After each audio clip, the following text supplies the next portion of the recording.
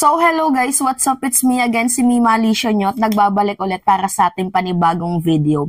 So, ngayon guys, pag-usapan natin yung pag-withdraw po ng suporta ng mamamayang Pilipino para dito kay JB Ejercito. Kasi itong si JB Ejercito, laban bawi. So, yung response din ng mamamayang Pilipino, laban bawi din. So, ngayon guys, sa mga hindi nakakaalam ha, a little background lang. Itong si Senator JB Ejercito, kabilang po sa mga naunang 5 pumirma. So, ang mga pumirma para i-object itong cite and contempt ni Senator Risa Ontiveros, si Amy Marcos, si Cynthia Villar, di ba, mga babae pa, no? Tapos si Bongo, si Robin, at si JV. So, sa unang announcement, kasama po si JB Ejercito.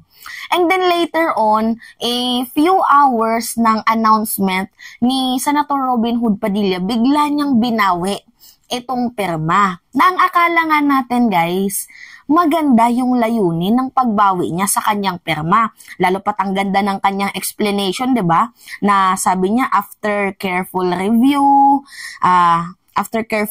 with facts, 'di ba? Witness testimonies. So, nung pinakinggan niya daw yung mga testimonies ng mga allegedly victim, abay nakapag-decide siya na bawiin na lang ang objection yung pirma niya na ibinigay kay Senator Robin Hood Padilla. So ako guys, natuwa ako sa part na yon. Lalo pat sinabi niya na hindi naman ako nanghiram ng helicopter para magbayad ng utang na loob. Tsaka guys, talaga nga namang maligalig ang puso natin. Lahat nga tayo guys, sumaludo dito kay Senator JB Ejercito. Lalo pat yung part na sinabi niya na hindi ako natatakot sa backlash, sanay na ako diyan. So, I am doing the right thing. Okay na sana eh. 'Di ba? Okay na tayo doon. Pogi points na. Itong si Senator JB Ejercito to the point na sinasaluduhan na natin siya. Tuwang-tuwa tayo sa naging desisyon niya kasi hanggat maaga pa naitama niya yung kanyang pagkakamali. So lahat tayo ay natuwa. Pero sa kabilang banda ng ating katuwaan, meron pala. Ito pala guys, yung totoong agenda. So yung kinontent ko nga sa inyo kagabi no guys, na itong si Senator JB Ejercito, dinidemonyuhan niya.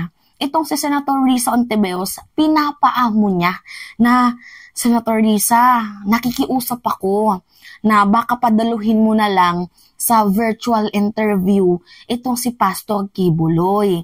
So meaning to say guys, binawi niya ang kanyang pirma dahil first things first, alam naman ata natin guys na hindi na sila makakakalap ng 8 boto. The clock is ticking. The clock is ticking para kay Robin Hood Padilla. 2 days na lang, 'di ba?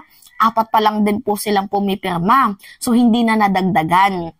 So ito na nga guys, alam ata nila ng kampo ni Senator Robin Hood Padilla at ni JB Ejercito, siguro nag-usap tong dalawang to, hindi lang natin alam, pero baka may possibility na nag-usap tong dalawang to na, sige, ako yung magiging pain. So ngayon, ang ginawa ni Senator JB Ejercito, nakiusap siya kay Senator Risa Ontiveros na, Ma'am Sen, 'di ba? Madam na tagapangulo. Nakikiusap po ako na sana payagan na lang po natin na umattend itong si Pastor Kibuloy sa virtual. So online. So ito po yung pakiusap ni Senator JB Ejercito na talagang ako ay, seryoso ka ba? Diba? Although guys, totoo, hindi niya binawi ang pirma, pero yung simpatsya niya, nandoon pa din kay Pacquiao. Nandoon pa din yung pagtatanggol niya. Imagine na, yung tao, ginawa ang allegedly crime. Diba? Di umano, yung mga paratang sa kanyang panggagahasa, pang-aabuso, pang-momolestya, ginawa niya personal. So, hoping sana na, di ba nga, binawi mo yung pirma mo kasi gusto mo din marinig. Lalo pat, di ba, nauna niyang sinabi na binawi ko tong pirma na to para marinig din natin yung side ni Pastor mo Apollo Kibuloy. Di ba? Pangit naman kung side lang ng biktima. Actually, natuwa talaga ako dun, guys. Kasi parang fair siya. Wala siyang pinipili, 'di ba? Parang ganon yung labas sa akin eh. Pero guys, kung titingnan niyo sa kabilang banda, yung kanyang pagbawi ng pirma, it is a sign na baka mapaamo niya itong si Senator Risa Hontiveros, mapakiusapan niya na through virtual na lang, through online na lang, kasi meron daw pong security threat, 'di ba? Meron daw pong banta sa buhay ni Pacquiao na assassinate daw siya ng pangulo, ganyan. So, first things first, Senator JB Ejercito, si President Marcos na nga ang nagrekomenda ng security para dito kay Pacquiao. And tinawanan nga lang to ni President Marcos kasi in the first place, hindi niya naman po yan kayang gawin. Di ba nagbigay na siya ng paliwanag? Kaya nga ako guys ay nagtaka na bakit mo siya papayagan na dumalo online? Ano yung silbi ng chopper niya? Diba? Ano yung silbi ng private jet niya? Kung hindi siya makakadalo, diba personal? So personal niyang ginawa, dapat personal niya ding harapin ang mga allegedly crime. Ako talaga guys, personally, nagtataka ako sa biglaang paglaban bawi ni Senator JB Ejercito. We do not know ha, baka mamaya merong nangyaring pera kasi, you know, money is the root of evil. So, we do not know kung nabayaran itong si Senator JB Ejercito para bumaliktad or sadyang planado na itong kanilang ginagawa na i-withdraw niya yung objection niya para paamuhin itong si Senator Risa Hontiveros. Kaya nga sa ginawa ni JB Ejercito na yan, yung mamamayang Pilipino nag-aklas ulit. Nagalit sa kanya na kung re-electionist ka lang, hindi ka makakapasok. Yan yung sinasabi ng mga Pilipino sa kanya na nagalit ulit. Kasi sino ba naman ang hindi magagalit ha? Totoo, winidraw mo yung pirma mo. Good timing, good deeds yung pag-withdraw mo, pero bad po yung intention. 'Di ba? Okay na winidraw niya, pero yung intention hindi.